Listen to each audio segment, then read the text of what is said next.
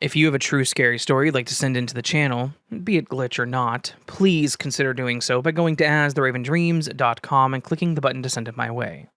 And of course, thank you.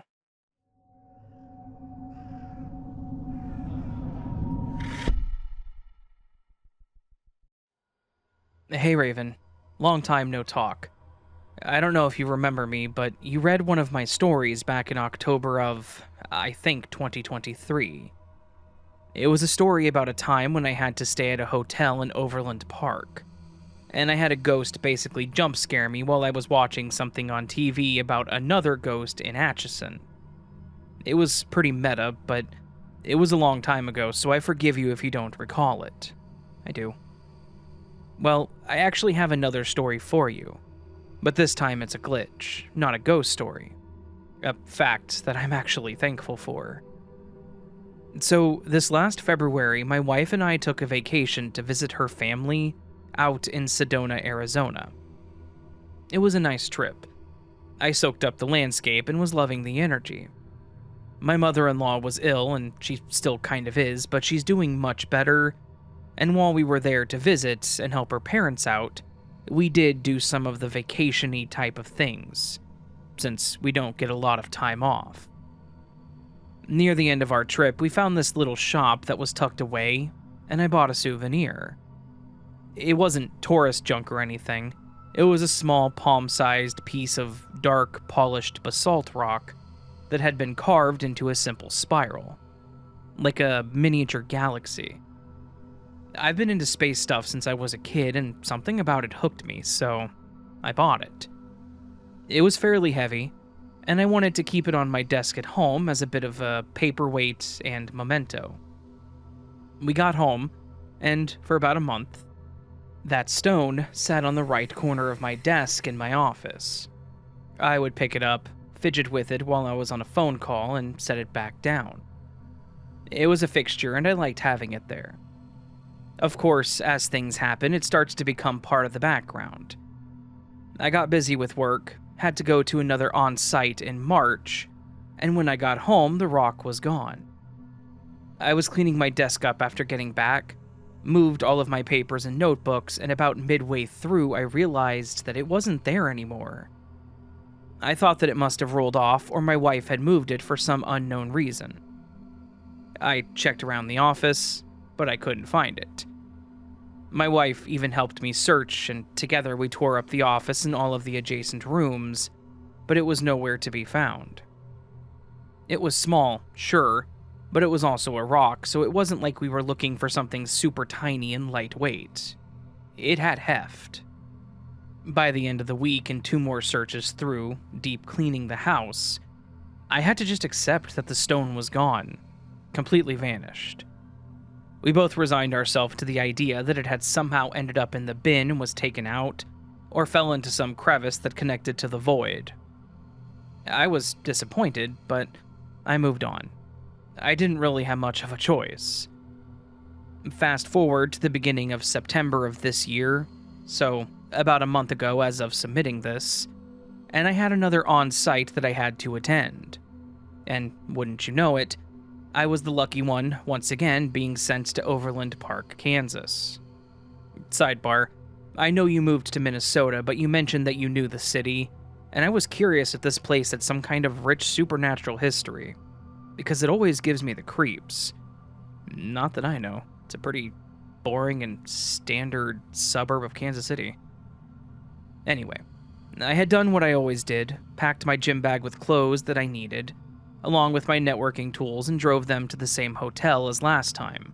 Not by choice. I got to the hotel, checked in for my 4-day stay, got to the room, and I unpacked everything from my bag. I'm the type that will take my clothes out and put them in the dresser that's in the hotel rooms, because it feels more organized. So, I completely and totally emptied my bag and tossed it onto the floor by the corner chair. I want to emphasize that a bit. It was completely empty and light, and I tossed it in the corner. I did the job, got everything working, and was there on the last night when I decided to go ahead and pack up, so I didn't have to do it in the morning. I step over to the bag, pick it up, and immediately notice that there's some weight in the bag. I picked it up and placed it on the bed and then unzipped it, and there, sitting at the bottom, was my Sedona spiral stone. My breath hitched, and I think that I actually stumbled back a bit, thinking, there is no way on God's green earth. After a moment or two, I picked it up and thumbed the carved spiral just to confirm it was real and that I wasn't losing my mind. The jury's still out on that second half. My mind started spinning into these impossible scenarios. Did I somehow pack it? That wouldn't make sense. It had been missing for a few months, and the last place I saw it was on my desk, at home. Then, it disappeared, and that was that. I'm sure someone will say that I just left it in my bag when we came back from Sedona, but I want to say that that's also not possible. I didn't use this bag when I went to Sedona. This gym bag-like thing that I use for my clothes is specifically for work. I keep spare tools in it that I need for my job, so I don't take it unless I'm working. We took our actual suitcases to Sedona because we packed our clothes together and needed more space, so the stone was never in this bag after it was purchased. So, somehow, this stone had disappeared into the ether back in March, and decided to wait 5 months before it made a grand reappearance in my work bag, all the way in Kansas. The distance between my home and this hotel is close to 1,000 miles. So, I guess it took the long road here, 5 months to get 1,000 miles to its next destination.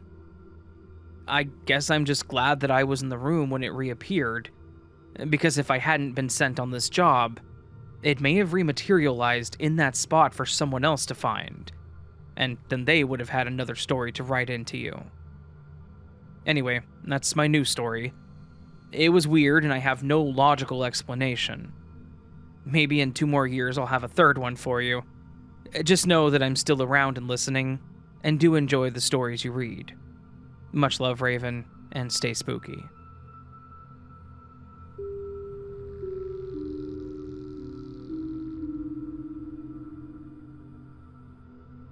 Hello, Raven. Thank you for always being there for me. Oh, well, thank you. I'm so thankful for the platform you provided us because I thought that no one would ever believe anything and would think that I was ill. I've been blessed, or cursed, with a very good memory. I remember one day, basically, I think because it was so strange that I saved it to try to understand one time. I was 3.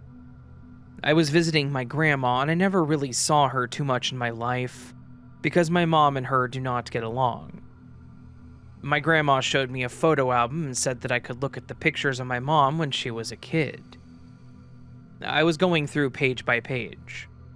This was in 1983, so the photos were from the 70s. As I was going through, I was examining my mom very closely, and I got to pages with class photos, and I saw my mom sitting in the front row, normal pose. I turned the page and there was the same class photo, except my mom had both hands over her mouth. I turned the page, and there was the same class photo, except this time my mom had a surprised look and her lips were forming a perfect circle, like she was saying, "Oh." I got to the end of the book and decided to start again. Only this time, I only saw the class photo where my mom was sitting normally with a nice smile. I went through again and again and I couldn't find it. I tried asking my grandma and she had no idea what I was saying. I tried to comprehend and to remember thinking, Lily is playing tricks on me. Before I thought of it as a glitch in the Matrix, I somehow always blamed Lily. So, is it paranormal or a glitch? When I was 25, I saw a psychic, and without asking, the psychic told me that Lily was my spirit guide. And a second story. When I moved in with my ex, about 3 weeks in, the sink plug for the kitchen sink just disappeared. I know that's not that exciting, but no one was toying with us, and we had no clue. I feel like someone was trying to tell me that day because of my ex's reaction to the missing plug. He was so mad, and assuming that I was playing with him somehow. I should have seen that as a warning because that was the first of many of his angry times. The next day on my way home, I stopped in to buy a new plug, and when I got home, the plug was back. I really don't know how to explain the feeling, other than this creepy or eerie feeling in the air. It's the only way I can describe it. Thank you again, Raven, and I hope you're enjoying your new place.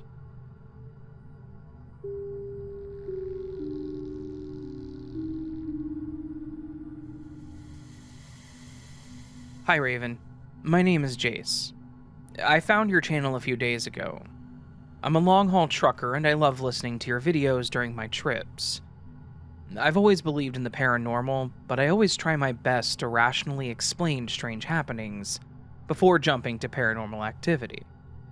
I've had a handful of paranormal experiences in my life, but only a handful. Ghost-related things. Like disembodied whispers and things falling over when they shouldn't have. That kind of thing. I experienced what I thought was a glitch in the Matrix just the other day. It turned out it wasn't, but nevertheless, it was the whole reason I got into Glitch in the Matrix stories on YouTube, and that's how I found your channel. After listening to your videos for a while, one of the stories reminded me of something that happened years ago that I still haven't been able to explain. The memory hit me like a ton of bricks. I don't know how I've forgotten about it. It's one of the most baffling things that's ever happened to me, and just thinking about it now gives me goosebumps. I guess my brain pushed the memory out of my mind because it was too uncomfortable to think about. And it was years ago. A lot of my life has happened since then. It's not nearly as crazy or mind-bending as a lot of the other stories you've read, but it is the craziest thing that's happened to me personally. So, here's my story. My husband and I were living with his parents at the time. My husband was out of town spending time with his brother, and my in-laws were out attending an event with their Veterans Association. I am home alone. I have the day off work, so I decide to stay in bed and play a game on my laptop. I pause my game at some point and scroll on my phone. After some time, I put my phone face up on the nightstand beside me and continue playing my game. I get a lot of notifications on my phone and I don't like hearing it go off constantly. I'm too lazy to turn off the notifications. So I usually have my phone on silent unless I'm expecting an important phone call. I have my phone specifically facing up on the nightstand in case my family calls or texts me so I can see it. My nightstand is usually pretty cluttered, but I just cleaned it off recently. So my phone is pretty much the only thing on it besides a few figurines lined up on the back side. A little while passes, and I go to grab my phone again, and it's not on the nightstand anymore. It's gone. My immediate thought is that it must have just fallen between the nightstand and the bed, which is strange because I would have heard it rattling against the nightstand on its way down and hit the floor. Maybe I was just so immersed in my game that I didn't notice. I check under the nightstand and under my bed, and it's not there. After briefly thinking, I remembered that I had gotten up to use the bathroom and then went to the kitchen to grab food earlier. So I must have taken my phone with me and left it in one of those areas. I am forgetful, and I'm constantly misplacing things like this and sending myself on wild goose chases. So I don't think too much of it, aside from being annoyed at myself. I check the bathroom, nothing. I check the kitchen and dining room, still nothing. At this point, I'm thinking maybe I picked it up and put it on the bed without thinking about it, and it got covered up by the blankets or something. It's the only other place it could be. Just completely over myself at this point, I make my way back to the bedroom, and as soon as I walk through the doorway, I stop dead in my tracks and my stomach drops. I feel like my brain is breaking from what I'm seeing. There was my phone, sitting on the nightstand in the same spot, face down. I just stood there, staring at it in disbelief. I don't know how long I was standing there, but it felt like an eternity because my brain was going into overdrive trying to find an explanation, but nothing made sense. I started second-guessing myself, and I tried to think back and remember if I really had just overlooked it somehow, but I know that I didn't. No, it definitely wasn't there when I looked before, and the fact that the screen was face down made it that much more puzzling, because that's not how I placed it last either. I pick up my phone and look at it. Nothing about it is off. I look around the room as if the answer is going to be written there somewhere. It was just so bizarre and unbelievable. I didn't tell anyone about it. I didn't even want to think about it. Just typing this as I recall it is giving me the shivers. I've heard things and I've seen things, which happens very rarely, and that's bad enough. But I've never had something go completely missing from a spot and then suddenly reappear in the same spot minutes later when no one else is around. Nothing like that has happened to me before nor since. But man, it messed me up. Psst, do me a favor. If you like what you're hearing, hit that subscribe button. I'd appreciate it. Thanks. Hey Raven, my name is Jayce. I've been listening to you since the summer of 2024, and I'm a huge fan of your videos, especially the Glitch in the Matrix ones. Thank you, Jayce, I appreciate that. I was visiting my dad this past weekend, and the subject about one of my old girlfriends from when I was 15, turning 16, all the way back in 2011 came up. In 2011, I was in a long-distance relationship with a girl named Kendra. I lived in Newton, Iowa, and she lived in Cedar Rapids, Iowa. My dad told me that I only visited her in person once in March of 2011, but I said, no, I visited her 3 times in person. He kept insisting that no, it was only one single visit, and it kind of turned into a playful argument. Here's the glitch, though. I distinctly remember visiting Kendra 3 times, and I remember what her and I did on each of the 3 visits. Visit number 1. My dad and brother dropped me off at her house, and they went fishing. Kendra and I hung out for hours on this visit by a nearby park by her neighborhood. Visit number 2, my dad dropped me off and went fishing like the last visit, but this time I was hanging out with her at her house, in her bedroom, and we watched Finding Nemo together and even walked in the rain to go pick up her little sister from her school nearby. Her dad came home early and didn't like me hanging out with her in her bedroom. Honestly, me being a 30-year-old adult in 2025, this is super understandable. After her dad asked me to go, I waited outside of her house in the pouring rain waiting for my dad to get done fishing and come pick me up. Visit number 3. This was the 3rd and final visit I ever had with Kendra in person, as we broke up shortly after for reasons that I won't go into here. But on this 3rd and final visit, I played the Nintendo Wii with her, and I went to go watch one of her little sister's soccer games, and my dad and her dad were talking about football because they're both Minnesota Vikings fans. So the glitch is this.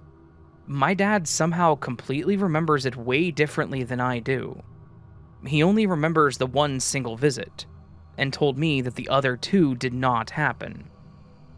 So, glitch in the Matrix? Selective memory on mine or my dad's parts? Or quantum immortality where I've died in the past and got ported to this dimension where the other 2 visits didn't happen?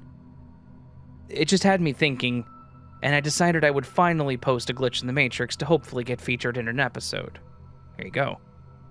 Thank you for reading, Raven, and take care.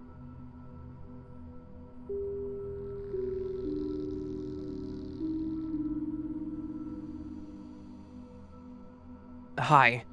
I enjoy listening to the glitches, so I thought I would share mine. Thank you for your podcast. Well, thank you for listening. Years back, around maybe 2016, my best friend and I would explore anywhere and everywhere we could in or around our small, boring town in the South UK. We took the bus to the next town over and went to Bluebell Forest. We walked around then and thought we would follow a random path out and see where it went. We ended up walking through a field and exploring another forest that was the general direction to circle back to where we started. We ended up in Modland. That's Ministry of Defense. Like army training grounds that we had to cut through in fear of being lost in the dark. We couldn't find a way out or any paths to follow, and ended up having to climb a steep slope to get out when it started getting late. The floor was thick with dirt and old leaves that made it hard to climb, but when we got to the top, the forest suddenly ended, and there was grass and a road and then houses curving in front of us, like we were at the bottom of a U-shape. We had to pick left or right and then find our way back. We picked right as it would take us a bit closer to being a circle back. As we walked, there was a stop sign. I pointed at it and said to my friend, let's turn around because this must be a dead end, if there's a stop sign. And we did that. After a few paces, we both paused and I said, wait, that doesn't make any sense. Stop signs don't mean dead ends. And my friend said that he realized that at the exact moment I did. We paused and thought about whether we should go back the other way again, but when I turned and looked behind us, there was no stop sign. I told him and we speed walked / ran away from where the stop sign would be. I asked my friend if he had seen the stop sign and he said that he did, but now he wasn't sure that maybe he just agreed with what I was saying. But I know I saw it. It was as real as if it had been right in my way, even though I was looking up at it to my right. And that the knowing that it meant dead end was if it had been implanted into my brain, or written on the sign. And only after I had turned around did the knowledge become faulty. We did find our way back eventually, and he doesn't remember it happening at all now, but I have photos from that day, and a great memory of our adventures, glitch or not. That stop sign remains fresh in my memory, and the road without the stop sign is ingrained in my memory like a photo. I don't know what would have happened if that glitch didn't happen, but I'm glad that I don't. Thank you for reading, and thank you for the stories.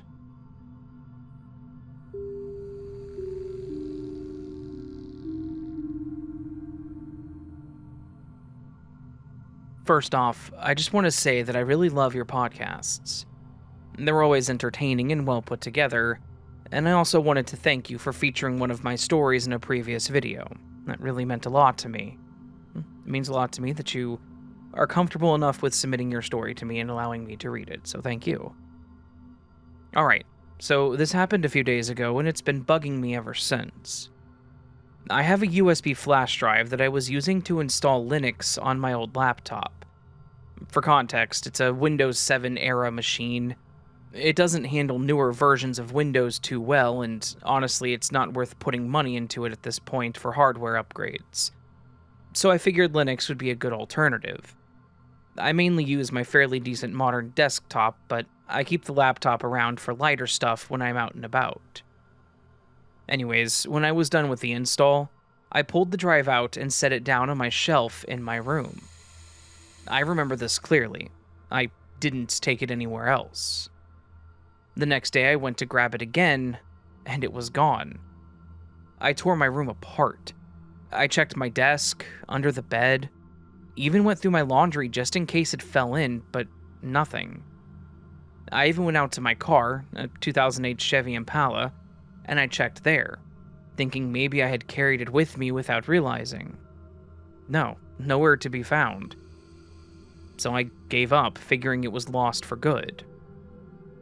Fast forward to the following day, I get into my car to run some errands. My Impala has this little cubby right under the radio and the climate controls. I started the engine, glanced down, and the flash drive was just sitting there, perfectly in the middle like someone had placed it there. The thing is, I had already checked my car the day before, including that exact cubby, and it definitely wasn't there. It's also worth mentioning that my car was locked the entire time, as it always is when I park it, and I always keep the keys on me. Nobody else has access to it. So, somehow, the flash drive vanished from my shelf and then turned up neatly placed inside a locked car that I had already searched. I still don't know what to make of this.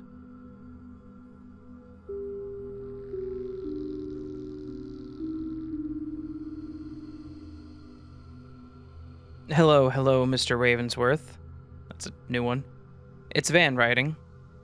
This one is significantly more bite-sized than my previous stories. I'm not even sure if there's enough for the story to be read, but here goes. First things first, my native language is Spanish. And from what I knew to be true all my life, despite most people just using the anglicism sandwich or a word derived from it like sanguche to refer to, of course, sandwiches, I knew that in other dialects it's more common to use the word empanadado, from the root word pan, which means bread. So the actual word would translate to something akin to breaded. But recently something happened that leads me to believe I may have jumped realities to one very, very similar to my own. Around a year or two ago, maybe, I can't quite recall really, I was watching TikTok when I came across a video about these two guys who do translation work, or whose voices sound a lot like the ones you'd hear in translation work. Now, for context, translation work, at least from Spain translators, always sounds a bit awkward and with the strange inflections to attempt to match the energy of the original language. But it ends up sounding a bit cheap at times. On this TikTok video, they were trying to recreate that cheap sound by intentionally doing these strange inflections. Now, it's worth noting that most of the time, translators will try to stray as much as they can from the Anglicism while translating from English. So here comes the weird part. I hear the couple in the video call some sandwiches they were having emparadados. Root word par, meaning pear, roughly translating as paired, but even then the true translation for paired is emparejado. So that doesn't even match and sounds wrong. Which, to me, it all sounds like a mistake, just a goof that one of them made. But then they keep repeating it, over and over. Both of them. That weirded me out, so I tried showing my family and they told me, well, it's always been emparedado. Mind you, this is the first time I'm hearing anyone say emparedado. Before then, it had always been empanadado. From all the times I've heard translated English cartoons on the telly as a kid. Now I'm not even sure I'm in the same reality that I began with. This is all too bizarre for me, and I was hoping you could shed some light on my situation. Thank you for reading, Raven. Your voice is very soothing. Adiosito. Well, I can't give you any actual opinions because I don't speak Spanish. Like, at all. But I did want to mention that this story had the highest count of words that I had to go Google how to pronounce, so thank you for that. I feel incredibly uncultured not being able to say empanadado correctly. I struggled with that a lot. Anyways, bizarre story. I have no idea.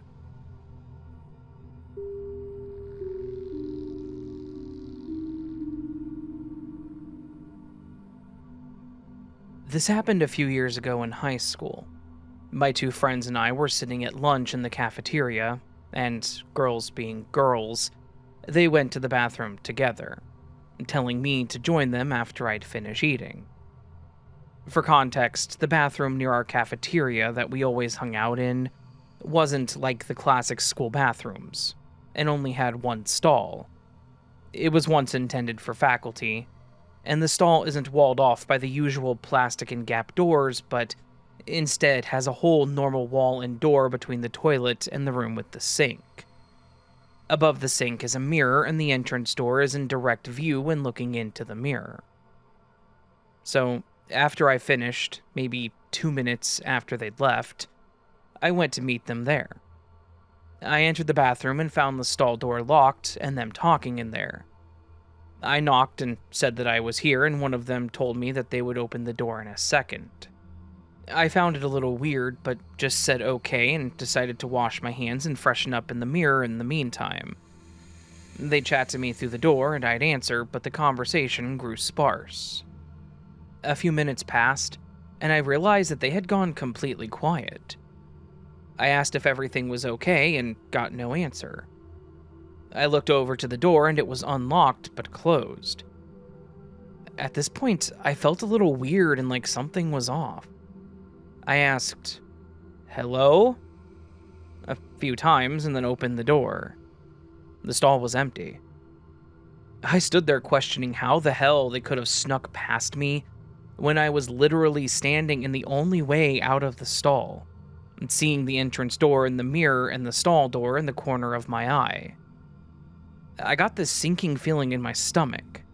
Everything felt so wrong. I suddenly realized how strange the entire exchange was, how unlike them it was, that I hadn't seen them, etc. But it gets worse. When I arrived back at the cafeteria, I saw them leaving, so I came up to them, and they asked me where I had been and why I hadn't joined them. I was completely sound of mind, and I remember that day like it was yesterday. Literally one of the creepiest things that has happened to me.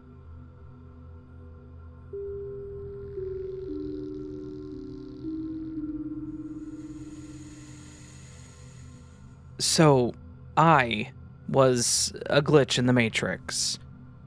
We had just moved to Craig, Colorado, a small town, in June of 2013.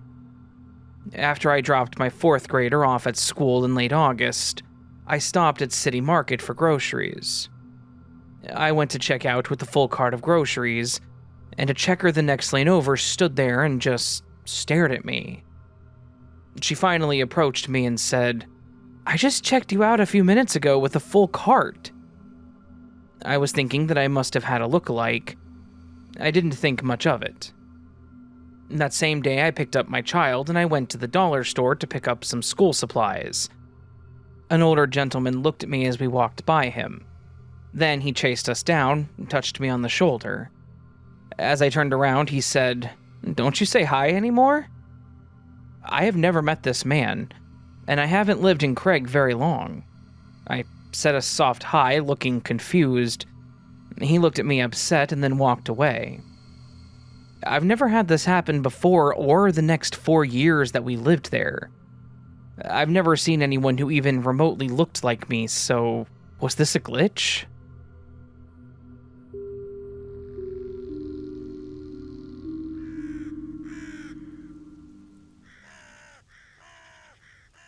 So that, my friends, was this week's collection of Glitch in the Matrix stories about the weirdness, oddness, and bizarreness.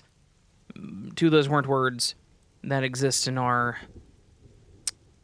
existence. That's a way to put it. So, anyway, definitely some odd stories this time around. Nice to have people submitting stories for a second time to my channel. I always love whenever that happens, whenever people have more to submit, and they do, and then it just kind of feels like return of the guests, right? Like the second, having a guest on for a second time. It's neat. I like it. Anyway, if you enjoyed these stories and want more content like this, please, would you be so kind as to hit that like button, the big old thumbs up under the video. If you're not subscribed to the channel and would like to be, please do hit that subscribe button and the bell notification thingy. You can do some videos or all videos in the notifications. I do videos 3 times a week at minimum is what I meant to say. 3 times a week on average, with extra stories randomly here and there. So, consider subscribing. I don't just do glitch stories, I do a bunch of other stuff too, as you guys can probably tell. You can also join the Patreon or YouTube memberships with the join button down below, or the Patreon website, where you can access the content early. I am stumbling today. Where you can get early access to all the content that I do. It's really appreciated. It helps support the channel further. It's as little as $1 a month. If I had enough people signing up for the memberships and Patreon, I could just turn off advertising on my videos altogether. That'd be nice. But as it is, I can't do that yet, so maybe someday in the very distant future. You can also go to astheravendreams.com to send in your stories, find all my links to my social media sites, or find all the platforms my podcast is. can also email your stories into astheravendreams@gmail.com. Now, being as this is a Monday glitch video, we are going to do what we call the word of the week. Last week, a good number of you submitted your comments in the comment section of the video with the word of the week. These people on the screen right now, and a few moments prior to now, went above and beyond, used the word in a sentence, and thanks to them, the video did a little better in the algorithm. So, huge thank you to each and every single one of these lovely people. Just know that I appreciate it more than I could ever express. If you didn't leave a comment, that's totally fine too, though. I don't ever expect anyone to, and the fact that anyone does blows my mind. This week, the word of the week is a little, in my opinion, easier to use, but maybe not, maybe I'm wrong. The word of the week is linear, of relating to, resembling, or having a graph that is a line, especially a straight line, having or being a response or output that is directly proportional to the input, elongated with nearly parallel sides, or of relating to or based on depending on sequential development. So whenever something is linear, it is A to B to C to D, straight path, no straying from that road. Use linear in a sentence, and get featured in the next glitch videos end thingy here, like I did earlier. So, anyways, a huge thank you to everyone who did and everyone who will. Hope you know that you are loved, you are valid, you are important, the best that you can be. Don't forget it, and don't let anyone tell you otherwise. Until next time, my friends, much love, sleep well.